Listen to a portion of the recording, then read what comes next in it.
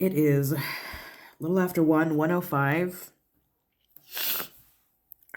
on the 18th of February. Tomorrow is President's Day. I am struggling. Let's put my phone on my computer so I'm hands off. I'm struggling. And it's not for the reasons you'd think, because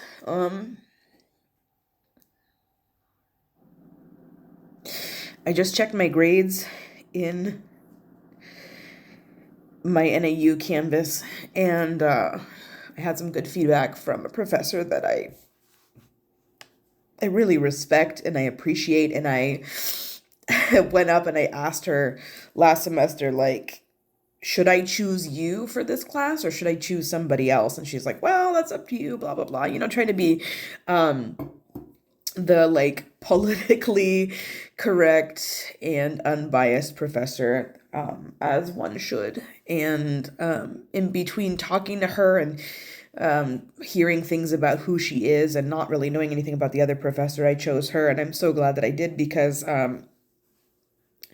I feel challenged in this course and I have the opportunity to practice in this course.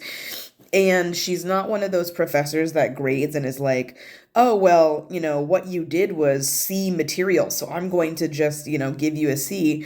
She understands that we are learning things, sometimes for the first time, sometimes only for the second time. I mean, if you've been told something and you learned something one time, but you never really practiced it, how can you consider yourself really an expert, right? And so I appreciate that she is understanding that we are new at this, despite the fact that we are in year two. We are wrapping up year two of our program. We are still very new. We haven't had a lot of hands-on experience. And so I wrote a paper about the ethical considerations for evidence-based practice with a specific group of people. And you could choose whatever group of people you wanted to. And I was like, oh, okay, well, there's like Latine, and there's like Mexican, and there's Chicane, and there's Native, and then there's like gender minorities, and there's LGB, and there's so many different families and communities that I am a part of. And I know that everybody else in that class, with the exception of me, has some sort of identity that is not unique to other people. So, there are a few Jewish people in that class. There are a few people that are LGB in that class. There are a few people that are women or Mexican or Chicane or Latine, or like have these identities. And I'm like, what identity do I have that stands out, that has always been a part of my life, that has been a struggle? And all of them is the answer, but which one do I have that others don't? And that's gender identity. Everybody else in my class identifies as cisgender, at least as of right now, at least as of my knowledge. None of them have self-identified as trans or non-binary themselves. So I was like, this is going to be what I do. But there's not a whole lot of data out there. And so I did my best to do as much research as possible. I ended up finding some articles. Originally, I was like, there's no data out there, but I did find some articles that are helpful. But, they talk about there's just not enough attention given to gender minority evidence-based practices. And so I wrote it was supposed to be a 3 to 5 page paper. Of course, I was on the 5 page side, a little over 4. And, I didn't expect to do well. I struggled with it because I had just lost Ethel.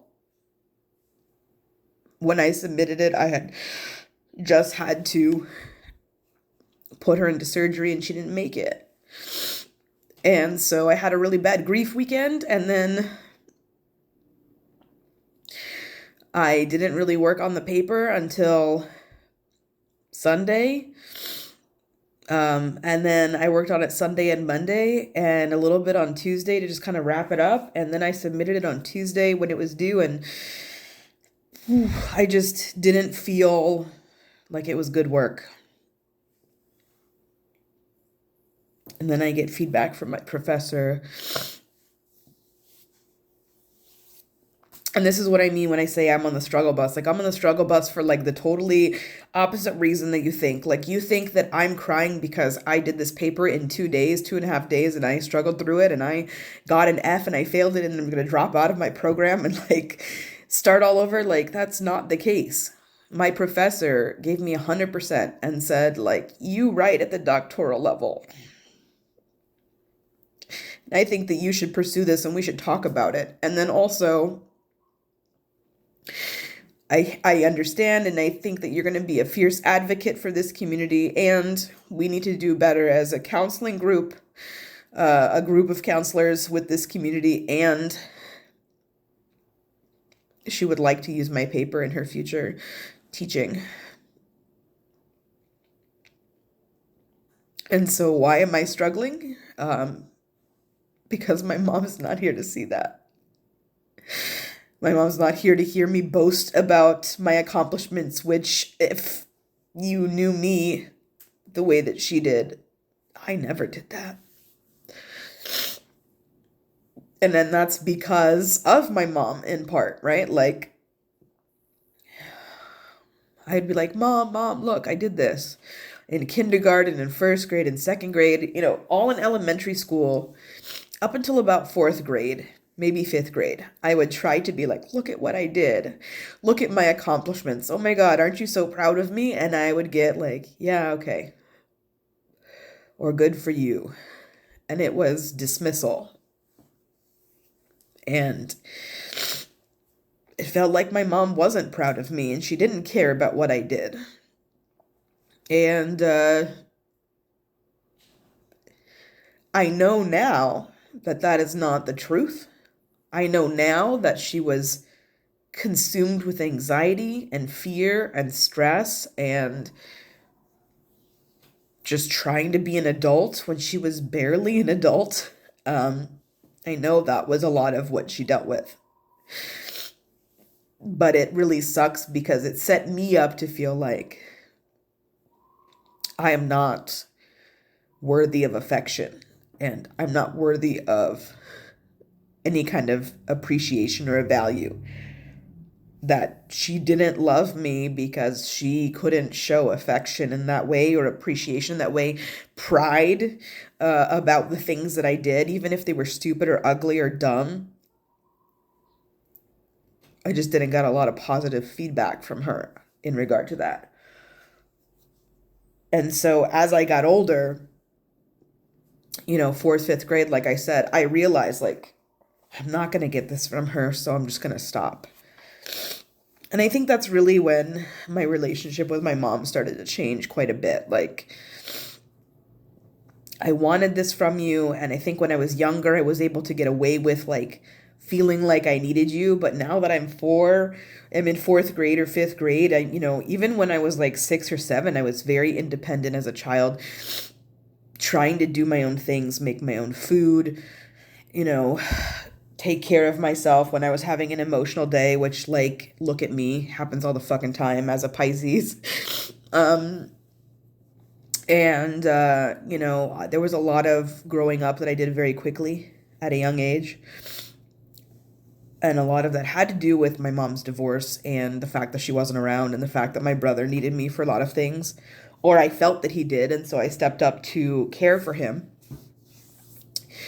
And, I didn't want him to feel the same way that I felt, which was like, nobody cares about me. Nobody loves me. Nobody's proud of my accomplishments. So when he did something, even if I wasn't super proud of it, or if I wasn't super impressed by it, like, I would be like, oh my gosh, that's so great. Like, let's go put it on the fridge because nobody did that for me. And I feel like I needed to do that for him because I didn't want him to be fucked up like this.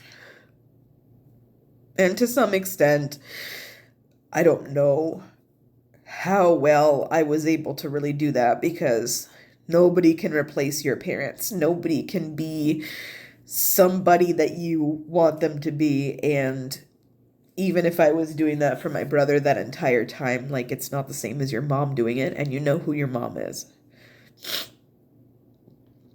So I don't know what I did to make an impact on him, but I hope I made some sort of positive impact on him. And I think I want to give myself credit to some degree because I don't give myself credit like ever, but he turned out okay. You know, he turned out to be a really good person with a big heart, and the kindness to him and an equity and just like this passion to be a decent human being and to be funny and artistic while doing it. Like, I want to give myself some credit for that. I know it's not all me, it's a lot of him, but I definitely know that you can't really attribute that to my mom. And so, because I didn't get that as a kid, I removed myself from my mom. I started to move away from her. I started to realize like this is just the way she is. She's not going to show me these things. She's not going to give me the love that I feel like I need. So I'm just going to go and just be on my own. And I was for such a long time. And then I found good friends and I made connections in college and I moved out of the city, out of the state to go to California, and I made good connections there. And I had such a supportive system and I felt like I was thriving. And I came back and I had a relationship at that time and I was happy in that relationship for a short period of time. And then that person broke my heart and I was back to being alone again in a lot of ways. You know, I still had a lot of friends. At that point, a lot of people still lived here. Although I would say shortly afterward, you know, the next 2, 3, 4 years afterward, people moved out of state. And so a lot of those people that I had that were close are no longer close physically, you know? And so I can't just go like have sushi with them or get some coffee or have a chat. You know, it's hard because their lives are in a different time zone and they're doing different things, and I can't keep up with their lives anymore when I have my own going on. You know, it just feels like shit to disconnect. And so when they left after the breakup, and especially because of the breakup, I feel like I was very much alone again. And it wasn't really until I started reconnecting with my mom to some extent after coming back. I want to say maybe like 2015, 2014. We started having some maybe deeper conversations than we've had before, but definitely not the same kinds that I wanted. But she started to understand who I was, and she started to, I think, feel some sort of, I don't know, guilt maybe is not the right word, but some sort of pain for me and what I went through. And I was very honest with like what I could feel, what I felt like I could be honest with, and saying like, you know, I'm very lonely, I'm very alone. I don't feel like you were there for me a lot when I was a kid. And so I found my own people, but now those people are gone and I don't know what to do. And I remember specifically being in the car when my mom drove me to the bus stop one time after like a birthday or something. And she was just like driving me, and I was like, this person broke my heart, right? Like I was telling her about my real feelings, and I was like, this person broke my heart. And I don't know what to do about that. And it was just quiet for a long time. But I feel like in that moment of quietness, she was understanding because she had felt the same way. She knew exactly what it felt like to be so alone. And I think like in that moment, for whatever reason, like we connected in a weird way. She didn't have to say anything, although I know she said something afterward. I don't remember what it was. So I was just in my feelings at that time. But basically, she was just like there for me for the first time, I think, in a long time, and maybe ever, emotionally, just letting me get my emotions out. And that was helpful because I was able to feel like even though she didn't give me what I needed when I was a child, she knew what she had missed in raising me, and she was aware of it, and she finally, for the first time, was able to maybe give that to me a little bit. And I think from then until she was diagnosed in 2018, she tried really hard to be a little bit more present for me and to give me a little bit more support. And she wasn't always like, I'm proud of you, I love you, like I wanted her to be, but it was more inferred, and she did it more often than she had ever done it before. And I think she had finally kind of realized, getting into middle age, she was like, shit, what are we if we don't have our children? What are we if we don't have our family? And I'm not quite there yet, but the process of having my mom and having this journey and losing my mom has made me realize, like, what am I if I don't have my family, if I don't have my people? And it's hard because my family keeps dying on me. Like, it's not funny. It just keeps happening. As time goes on, we lose more and more people, and we feel more and more alone. And I'm sad that, like, it felt like maybe our relationship was actually starting to become a little bit more positive, where she was becoming the mother figure that I wanted, at least like this little tiny bit more, right? And then, for whatever reason, God, the universe, whatever you believe in, said, that's enough of that. And so I cry when I get good feedback, and I sometimes have these really terrible moments of grief and loss because I wish my mom were here so I could share with her, like, look at what I did. And if she didn't give me the satisfaction of acknowledging my accomplishments, at least I got to tell her. And I can't even tell her anymore. That's the problem, I think. That I would hope, I would imagine that since our relationship was going in the positive direction, that she might, at the age that she would be now, say, damn, like, you did so well. You should listen to your professor. You should do that. I get more from these notes, these notes of accomplishment and praise from my professors than I feel like I've ever gotten from my mom. And that's hard because I don't want to try to find my mom in my professors, even though I know when I have a good professor, if I have a good therapist, if I have a good older friend, like, they're a mom figure to me, and I really shouldn't depend on them for that in any way. And I really try not to.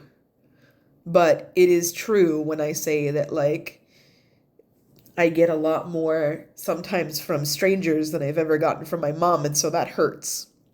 But I also don't know, but I also hope and wish and want to believe that what I could get from my mom now could be what I want, could be what I need. Even if it's just a little bit more than she was 5 years ago, better at giving praise and talking about my accomplishments and actually being proud of me. If it was just a little bit more, like, I think I would still love it. And I just don't have that. And that's why it's a struggle to do well. And I don't want to be like, woe is me, because I'd be crying if I had an F too, but it hurts to not share these accomplishments when she's not here. It hurts to not have anybody to say, like, surprise, look what I did. And so instead I put it on Facebook and hope that somebody comments or likes it, because I am fishing for attention, because I never had it.